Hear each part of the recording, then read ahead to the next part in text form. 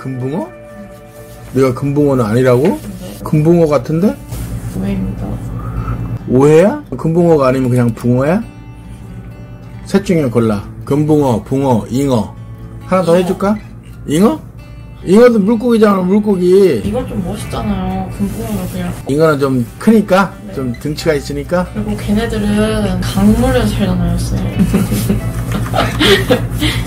자, 잉어님, 난소공을 해봅시다. 네. 조금 읽고 작가하고 핵심 정리 해볼게. 난쟁이가 쏘아 올린 작은 공, 조세희. 사람들은 아버지를 난쟁이라고 불렀다. 사람들은 옳게 보았다. 아버지는 난쟁이였다. 불행하게도 사람들은 아버지를 보는 것 하나만 옳았다. 그 밖의 것들은 하나도 옳지 않았다. 나는 아버지, 어머니, 영호, 영희, 그리고 나를 포함한 5 식구의 모든 것을 걸고 그들이 옳지 않다는 것을 언제나 말할 수 있다. 나의 모든 것이라는 표현에는 5 식구의 목숨이 포함되어 있다. 천국에 사는 사람들은 지옥을 생각할 필요가 없다. 그러나 우리 5 식구는 지옥에 살면서 천국을 생각했다. 단 하루라도 천국을 생각해보지 않은 날이 없다. 하루하루의 생활이 지겨웠기 때문이다. 우리의 생활은 전쟁과 같았다. 우리는 그 전쟁에서 날마다 지기만 했다. 그런데도 어머니는 모든 것을 잘 참았다. 그러나 그날 아침 일만은 참기 어려웠던 것 같다. 여기까지 보면 지옥과 같은 삶을 살아가고 있는 난쟁이 가족. 생존 지옥이지, 그지? 여기 전쟁은 생존의 전쟁이야. 생존 전쟁을 뜻하는 거야. 네. 작가 조세희는 한줄과 사회에 소외되는 계층을 애정 어린 시선으로 바라보는 작품들을 주로 썼다. 주요 작품으로는 메비우스의 띠, 시간여행 등이 있다. 이 난쟁이가 쏘아올린 작은 공을 보통 이제 줄여서, 요즘에 애들이 줄여서 많이 얘기하지만 실제로 옛날부터 줄여서 난쏘공 이렇게 얘기했어. 조세희의 난쏘공. 이 작품은 정말 1980년대 70년대 후반부터 80년대 이때 최고의 베스트셀러 작품이야. 그때 당시는 노동쟁이 시대야. 노동의 투쟁 시대야. 노동자와 사용자 간의 그 투쟁이 있었던 때인데, 노동자 계층들, 공장에 다니는 사람들이라든가 뭐 이런 사람들 중에서 이 난쏘공을 안 읽은 사람이 없을 정도로 그렇게 유명한, 그만큼 유명한 그런 작품이다, 이렇게 보면 되겠고, 핵심 정리 한번 볼게요. 갈래, 현대소설, 연작소설. 연작소설은 같은 주제로 소제목이 다른 여러가지 작품들을, 그래서 성격은 사회고발적, 비판적. 배경 1970년대 서울의 재개발지역, 낙원구 행복동. 줄쳐봐, 낙원구 행복동. 그들은 결코 살고 있는 지역이 낙원도 아니고 행복한 곳이 또 아니잖아. 낙원구 행복동 완전 반어법이야. 살고 있는 지역 이름을 낙원구 행복동 이렇게 해서 반어법을 사용했어. 그러니까 사실은 낙원구 행복동은 천국이잖아. 네. 그러나 이들이 살고 있는 철거민촌은 지옥이나 마찬가지란 말이야. 그렇게 했다. 그 다음에 시점, 1인칭 주인공 시점. 여기는 나, 영수, 큰아들의 입장에서 교과서에는 나온다. 제재, 난쟁이 가족의 궁핍한 삶. 주제, 도시 빈민들의 궁핍한 삶과 좌절. 특징, 1970년대 산업화 과정에서 삶의 기반을 빼앗기고 몰락해가는 도시 빈민의 삶을 다룸. 상징적, 반어적 표현으로 주제를 드러냄. 아까 낙원구 행복동은 반어적이잖아. 대표적인 상징법은 난쟁이가 쏘아 올린 작은 공. 난쟁이가 상징이야. 실제로 육체적 불구인 난쟁이도 알지. 그런데 여기는 소시민, 즉 도시 빈민층을 난쟁이로 상징하고 있는 거야. 그래서 난쏘공의 난쟁이는 실제로 육체적인 난쟁이를 뜻하기도 하지만, 또는 도시 빈민, 철거민촌에 사는 그 도시 빈민들을 상징하는 단어다. 자본주의 국가에서 돈 없고 힘없는 애들은 난쟁이지 뭘. 부자들은 거인이고. 그렇게 되는 거지. 그래서 여기 처음 우리가 읽었던 그 부분을 다시 한번 봐봐. 사람들은 아버지를 난쟁이라 불렀다. 그 밑에 뭐라고 써있어? 육체적 장애, 또 사회적 결핍. 결핍은 부족한 걸 얘기하는 거지. 즉 경제적 빈곤, 무력감 이런 것들을 상징한다. 그리고 아버지는 난쟁이였어. 불행하게도 사람들은 아버지를 보는 것 하나만 옳았다. 못 사는 애, 작은 애, 이렇게 했는데 나머지 그 속에 있는 진실함은 전혀 모르고 있었다는 거지. 자본주의에서는 오로지 사람을 뭘로만 평가한다? 자본주의 사회에서는 사람들은 오로지 뭘로만 평가한다? 돈! 자본주의니까 자본, 돈으로 평가하는 거야. 사실은 지금도 그렇지 않냐? 이거는 70년대, 80년대 우리 사회적인 건데 거의 지금 40년이 지난 지금도 뭐 크게 달라지진 않은 것 같아. 그래서 그들은 늘 지옥에 살면서 천국을 꿈꿨다. 빈민촌에 있는 그 도시 노동자들이 어디서 온 거야? 농촌에서 살다 온 농민들이잖아. 그러나 그들은 잘 살기 위해서 왔지만 자본주의적 구조적 상황에 의해서 여전히 착취당하고 그렇게 궁핍한 삶을 살 수밖에 없는 그런 계층에 불과했다. 드디어는 철거 지역에 살고 있어서 재개발되면서 그나마 살고 있던 곳조차 강제로 빼앗기는 그런 상황이 벌어진다. 요게 그 내용이다. 내용을 읽어봐서 알지? 네. 전체 구성을 한번 볼게.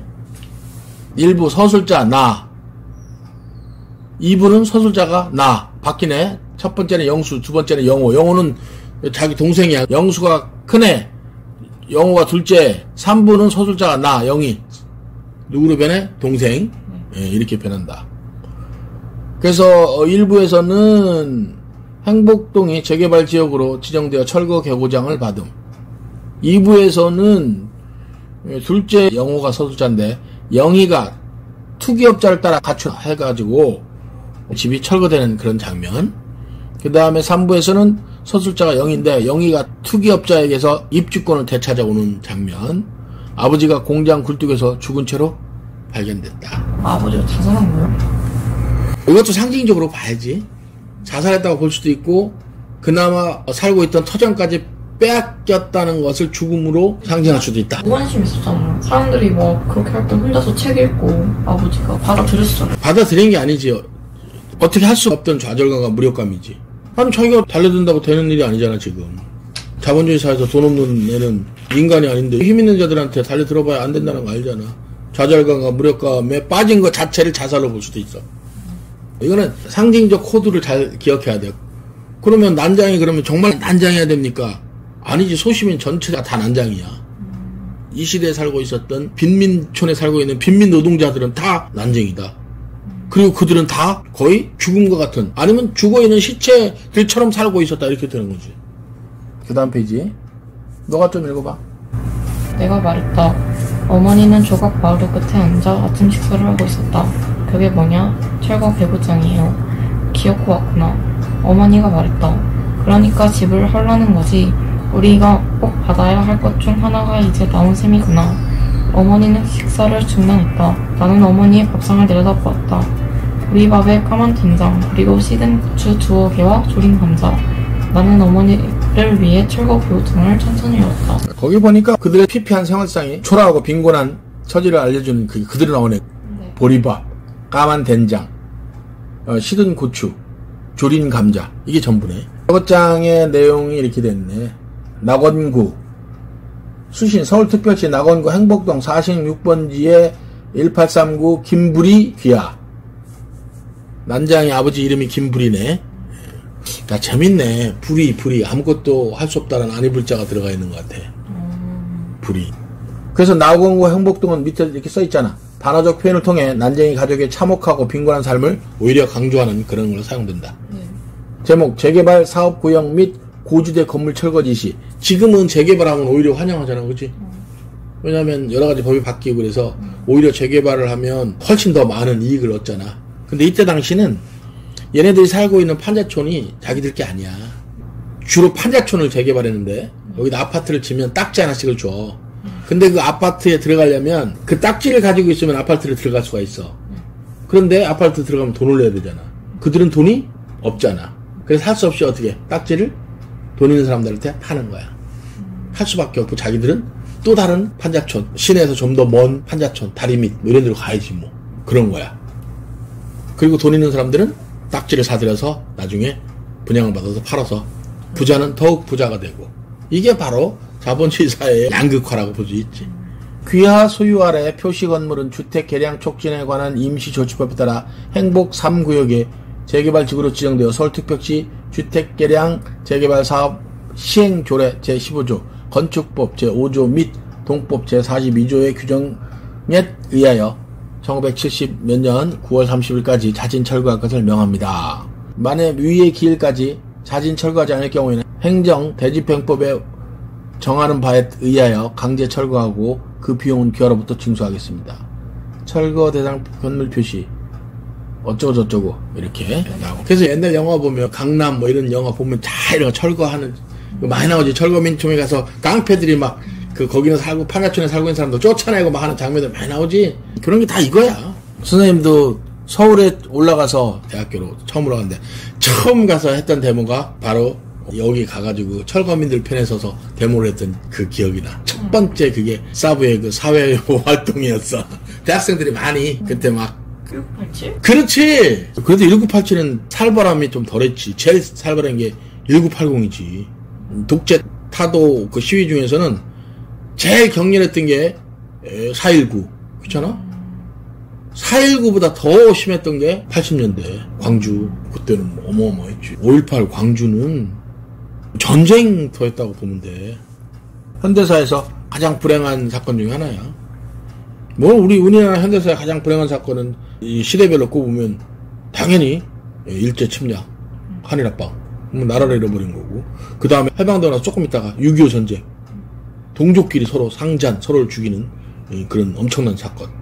그 다음에 어쨌든 이제 전쟁이 끝나고 남북이 갈라진 상태에서 독재 차도였던 것이 있었는데 그 중에 하나가 4.19, 조금 있다가 5.16 군사혁명이 일어났고, 그러다가 군사정권이 쭉 게다가 70년이 지나고 박정희 대통령의 시해 사건이 일어나고 80년에 군부가 다시 이제 득세를 하기 시작하면서 현대사의 가장 큰 사건 빅3 그러면 4.19보다도 오히려 더 센 광주 민주화운동 5.18이 딱 벌어지는 거야. 그러면 대충 알겠지. 어머니는 조각마루 끝에 앉아 말이 없었다. 벽돌 공장의 높은 굴뚝 그림자가 시멘트 강에서 꺾어지는 좁은 바닥을 덮었다. 동네 사람들이 골목으로 나와 뭐라고 소리치고 있었다. 통정은 그들 사이를 비집고 나와 방죽 쪽으로 걸음을 옮겼다. 어머니는 식사를 끝내지 않은 밥상을 들고 부엌으로 돌아갔다. 어머니는 두 무릎을 고추 세우고 앉았다. 그리고 손을 들어 부엌 바닥을 한번 치고 가슴을 한번 쳤다. 나는 동사무소로 갔다.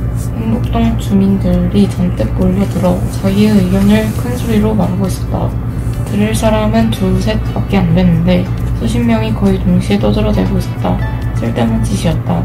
떠든다고 해결될 문제는 아니었다. 개고장을 받은 그 난쟁이 가족과 그 마을 사람들 정말 쓸데없는 생각이었다. 왜? 무력감이야. 약자로서 더 이상 할 일이 없다는 거지. 이 상황을 해결할 수 있는 방법이 없다. 쫓겨나는 수밖에 없다는 거야. 그래서 지금 읽은 부분을 다시 한번 보면 벽돌 공장의 높은 굴뚝 이런 거는 산업화를 상징한다. 이런 것들. 그 다음에 별거 없었지?